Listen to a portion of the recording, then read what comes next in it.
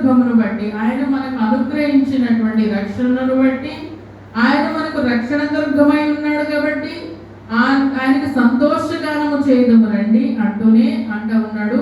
మరి ఎందుకు ఆయనకు మనం సంతోషగానము చేయాలి, ఎందుకు ఆయనను మనం స్తుతించాలి, ఎందుకు ఉత్సాహంతో ఆయన గానము చేయాలి అని అంటే 3వ వచనం చూస్తుంది, యెహోవా మహాదేవుడు. హల్లెలూయా.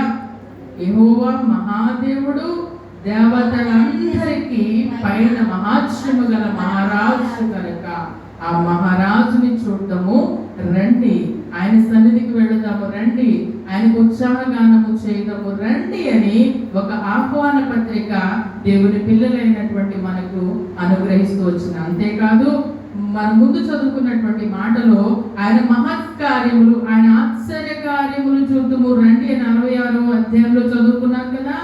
ఏంటి ఆయన మహత్కార్యములు అనగా 4వ వచనంలో, ఈ 95వ కీర్తన 4వ వచనంలో